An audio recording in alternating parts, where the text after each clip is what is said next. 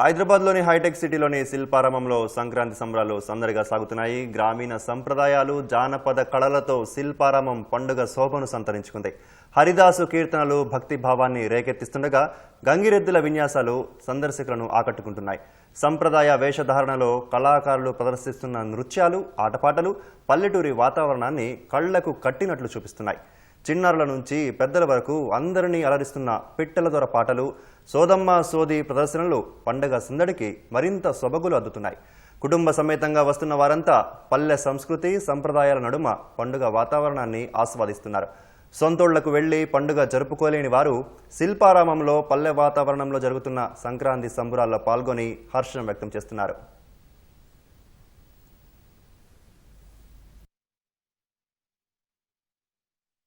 ఈ యొక్క శిల్పారామంలో ఈ యొక్క సంక్రాంతి సంబరాలు జరుగుతున్నాయి. ఈ కొత్త సంవత్సరంలో అందరూ బాగుండాలి, అందులో మనం ఉండాలి, ప్రతి ఒక్కరు కూడా ఆనందంగా ఉండాలి.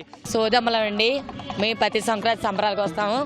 ఇప్పుడంటే టీవీలు సెల్ ఫోన్లు వచ్చేసినాయి కానివ్వండి, ఇదివరకు సంక్రాంతి సంబరాలు వస్తే ప్రతి ఇంటింటికి కూడా మమ్మల్ని పిలిపించి మమ్మల్ని కూర్చోబెట్టి మా చేత జాతకాలు చెప్పించుకునేటోళ్ళు, బియ్యం ఇచ్చేటోళ్ళు, చీరలు పెట్టేటోళ్ళు, మేము చెప్పిందే జరిగేది. మన శిల్పారాంలో ప్రతి సంవత్సరం సంక్రాంతి సంబరాల్లో ఒక సోదమ్మలు కావచ్చు, హరిదాసులు కావచ్చు, బుడవక్క వేషాలు కావచ్చు, అన్ని పల్లెటూరు వేషాలన్నీ కూడా మన శిల్పారాంలో పెట్టి వచ్చిన అందరూ కూడా పల్లెటూరుకి వెళ్ళినంత ఫీలింగ్ని మన శిల్పారాంలో తెప్పిస్తున్నారు. కాబట్టి ప్రతి ఒక్కరు కూడా శిల్పారాం వచ్చి పల్లెటూరులో చేసే పనులేంటి, అసలు సోదమ్మలంటే ఏంటి, హరిదాసులంటే ఏంటి, బుడవక్కలంటే ఏంటి అని ప్రతి ఒక్కరు కూడా తెలుసుకోవాలని కోరుకుంటున్నాం.